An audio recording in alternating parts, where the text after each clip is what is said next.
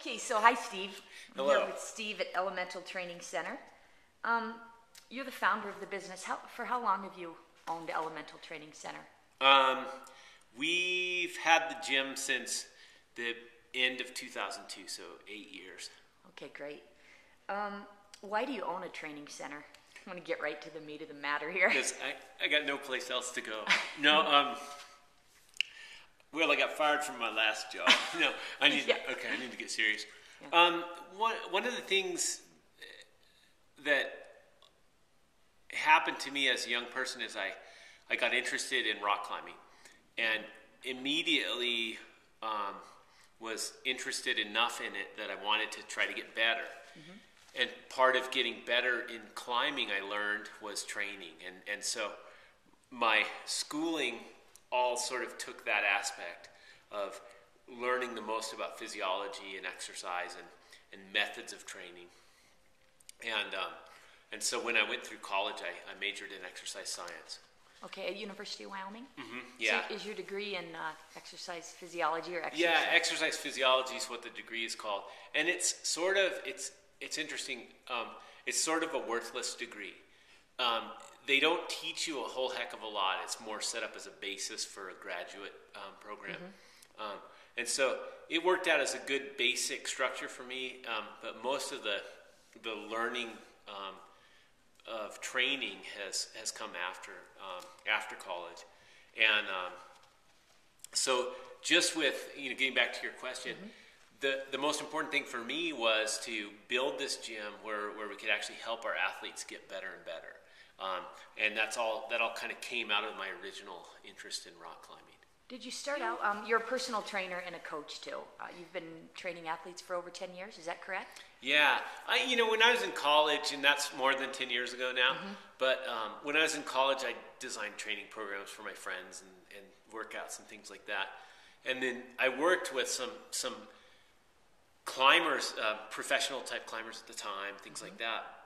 But I really wouldn't consider myself a coach until maybe the last 10 years. And I think that unless you're, making a living doing it, mm-hmm. Paying for your mortgage and buying your food, right. It's really hard to say that that's what you are. Okay. Right. So did you start training before you actually built the business itself, like with the bricks and mortar, the gym here? Yeah, I did. I started out training in the first gym I worked at was a place called XL Spa and Fitness in Bountiful, Utah. Okay. And I worked with this guy Neil Anderson there for a couple of years. And that's where I got the basis of most of my knowledge and coaching stuff. And then I moved back up to Lander and started training out of another facility here, okay. Renting space from the gym owner. And then I was there for a couple of years and then started this place. Okay, well, it's a great space you have. Why are you a trainer? Gosh, that's a good one. Why am I a trainer? I'm a trainer because I feel like there's a gap between what people are doing and what they're capable of doing. And having the right team in place to bridge that gap is critical to success, whether it's in life or in business or in our case in physical fitness. And it just seemed like that's this huge need that most athletes have that very few of them actually have the chance to address. Okay, so you like the challenge of helping people realize their potential? I mean, is that fair to say? Yeah, helping people realize their potential is there's a lot of commitment to that, and there's a whole bunch of emotional stuff that goes along with that, and it's one of the hardest things people will ever do. But if you can be in on that, it's a really rewarding thing. Yeah. I think that one of the things that's important in life is to have something that matters that you do. And I never felt like, flipping burgers or, driving fence posts or whatever, any job where I could easily be replaced by another person was the kind of job I wanted. I want my job to matter. Okay, so are you doing what you want to do? Yeah. This is the best job ever for me. And that's the thing. If you at the end of the day are longing for something else, you need to change it right away. And that's a really important thing to think about.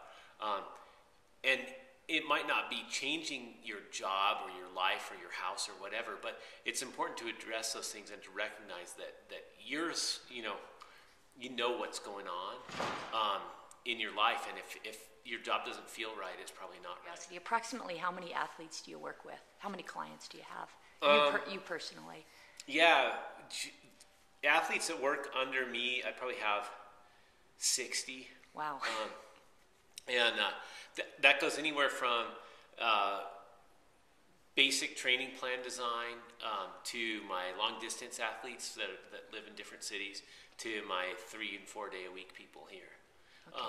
So there's a whole variety of people, but it seems like it's about right, 60 or so. Okay, that's great. Let's talk about real quick what you do as a trainer, because you just mentioned a little bit of the range of services you offer. Maybe you can tell me a little bit more specifically about what you offer as a coach and a trainer. Yeah, the interesting thing, personal training is it gets bagged on. I mean, it's kind of an embarrassment, or at least when I first started training, I was like, well, I'm a strength coach. I'm not really a personal trainer, because personal trainers, they're usually the guys with the big biceps in the gym. And for the most part, they're idiots and they don't know what they're doing. But sorry to call you a personal trainer. No, it's true. No, but I'm really proud to be a personal trainer, because what a personal trainer does is looks at a client's needs, builds a plan to address those needs, and helps the client execute those plans. And unless you can actually do all three of those things, you're not good enough to be a personal trainer.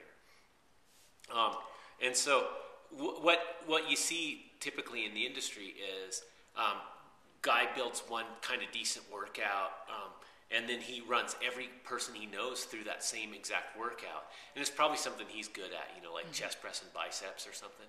Some preacher curls. Yeah, preacher curls, right. But for the most part, I mean, unless you want bigger upper arms, you should never do curls. And so if you come into me and you want to lose 20 pounds, and I have you starting to do like a whole bunch of stupid bodybuilding stuff, right now you should fire me. Get rid of that personal trainer. Because I'm not going to get the results. Right. And unless your program is designed specifically for your results, you shouldn't be doing it. And unless it's really pushing you, and this is a really critical thing for us, unless it's something that really pushes that athlete, it's not training, it's just exercise. And exercise can be, hauling wood into the house or walking around the block, but we really want to train, and training produces results, produces change in the athlete. I've heard you say before to me, and maybe to other people, that there's a difference between exercise and training. Is that? Yeah. Do you want to explain that a little bit? Yeah. Training is we can just call it results-oriented exercise. To tie it back into the last question, exercise is like that's like what the government recommends you do. Go out and get 1 hour of exercise a day, and you and I can go out and get exercise, but unless we're subjecting our body to a regular overload, and we're either going longer or harder with our exercise, we're not asking our body to make an adaptation. One of the analogies I use is reading. If you were to always read Green Eggs and Ham over and over and over, you would never get better at reading. You'd get really good at reading that one book, but it wouldn't advance you. And so what we want to do is adapt the body to these stresses over and over. You create a stress, adapt to it. Create a greater stress, adapt to that.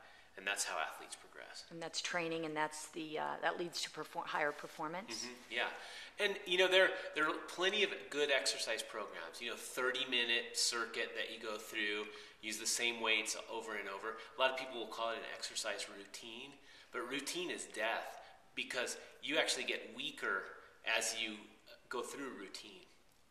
The best example of this is here in Lander. There's a thing called the tomato loop. It's a 3-mile loop that people like to go run. And if you always go run it at the same time of day, the same speed, the same direction, you're getting more and more efficient at doing that task. And so your body works less and less hard each time you do it. That's a great point. And so you become better and better and better at it. And so what you need to do in your exercise is to take away the efficiency and overload your system. And that's when it turns into training.